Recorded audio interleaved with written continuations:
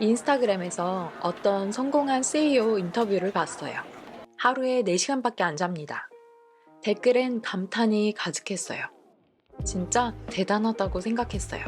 그런데 또 문득 먹는 걸 줄이면 건강하다고 하지 않는데 자는 걸 줄이면 왜 대단하다고 하는 걸까요? 에디슨은 잠을 시간 낭비라고 했고 나폴레옹이 했다고 전해지는 바보는 8시간 잔다는 말도 인터넷 어딘가에서 떠돌고 있어요.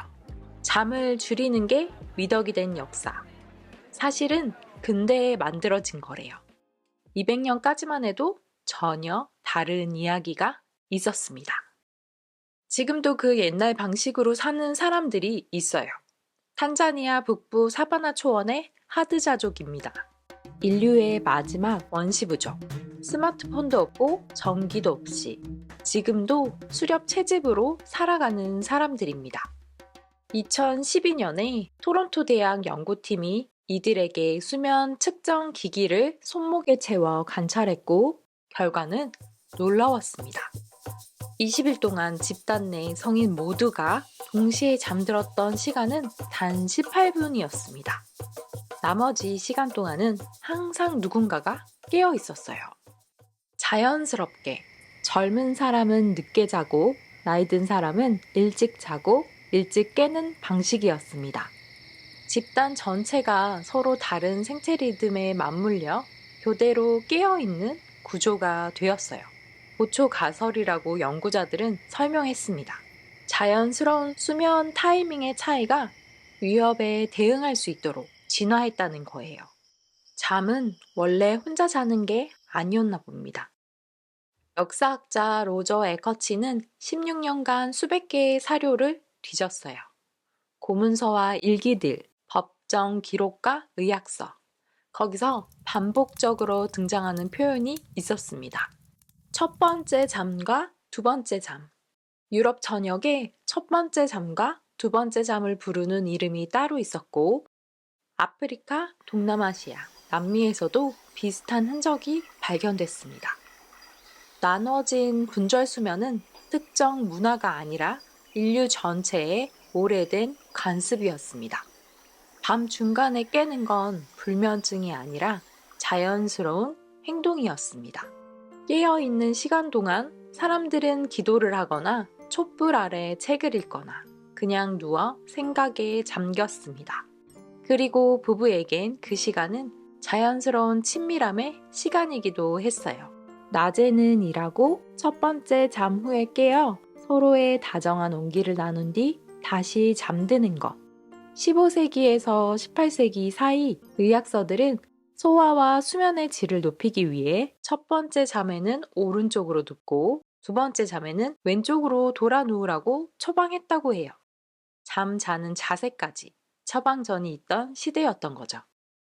그리스 신화의 잠의 신은 히프노스, 그리고 히프노스의 쌍둥이 형제가 타나토스, 죽음의 신이었습니다. 그리스인들은 잠을 삶과 죽음의 중간 상태로 여겼다고 해요. 매일 밤 잠드는 건 작은 죽음을 한 번씩 통과하는 일이었습니다. 이집트는 조금 달랐어요. 잠은 신과 대화하는 시간이었습니다. 기원전 1220년경 작성된 것으로 추정되는 꿈 해석서가 있었어요. 체스터 비티 파피루스라 불리는 이 문서는 222개의 꿈 장면과 그 해석이 담겨 있었어요. 좋은 꿈은 일반 잉크로, 나쁜 꿈은 붉은 잉크로 구분해서 기록했어요. 이집트 신전에는 꿈을 받는 방이 있었습니다. 신자들은 그 안에서 잠들며 신의 메시지를 기다렸고 제사장들은 그 꿈을 해석해 줬습니다. 메소포타미아의 왕과 제사장들은 중요한 꿈을 점토판에 기록해 신의 지시나 징조로 삼았어요. 잠은 사라지는 시간이 아니었어요. 가장 중요한 메시지가 도착하는 시간이었습니다. 전구가 도시를 밝히기 시작하면서 하루가 길어졌습니다. 그리고 더 긴 노동이 가능해지자 수면은 점차 낭비로 취급받기 시작했어요. 전통적인 수면 패턴을 유지하는 곳은 산업화된 세상에 어울리지 않는 낙후된 곳으로 여겨졌습니다. 오랫동안 인류가 두 번에 나눠 자던 습관은 1920년대가 되면서 사회의 생활 방식에서 점차 밀려났어요. 공장의 교대 근무가 수면 시간을 결정하기 시작했고, 인간은 몸의 리듬이 아닌 사회의 시계에 맞춰 자게 됐습니다. 수면 단축은 생물학적 적응이 아닌 사회 변화에 따라 몸은 바뀌지 않았는데 세상이 바뀐 거예요. 그 오랜 시간 동안 과학에서 수면에 대한 연구는 거의 없었어요. 잠은 그냥 의식을 잠시 꺼두는 것이라 생각했으니까요. 1953년 시카고 대학의 클라이트만과 아세린스키가 렘 수면을 발견했습니다. 잠이 단순히 정지가 아니라 뇌가 활발하게 계속 움직이는 상태라는 게 밝혀진 거예요. 인류는 처음으로 자는 동안에도 뭔가 일어나고 있다는 걸 알게 됐습니다.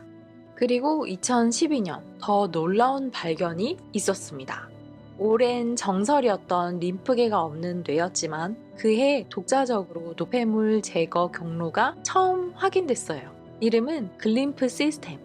깊은 수면 단계에서 뇌의 세포 간의 공간이 넓어지면서 글림프 흐름이 점차 강하게 움직였어요.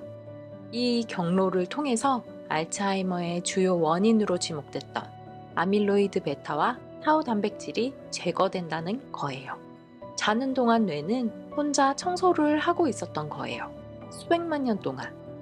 그리고 2025년과 2026년 사이 이 청소 과정이 인간에게서 처음으로 실시간 관찰됐습니다. 전극이 내장된 헤드캡 형태의 웨어러블 기기로 한 사람의 하룻밤 동안 수면 단계에 따라 글림프 흐름을 실시간 추적하는데 처음 성공했어요. 연구자들이 발견한 건 이 청소 시스템이 단순히 켜고 끄는 방식이 아니라 잠이 길어질수록 가속화되다가 깨어나면서 천천히 느려지는 방식으로 작동한다는 겁니다. 신기하죠? 잠을 줄일수록 뇌의 청소 시간이 줄어드는 거예요.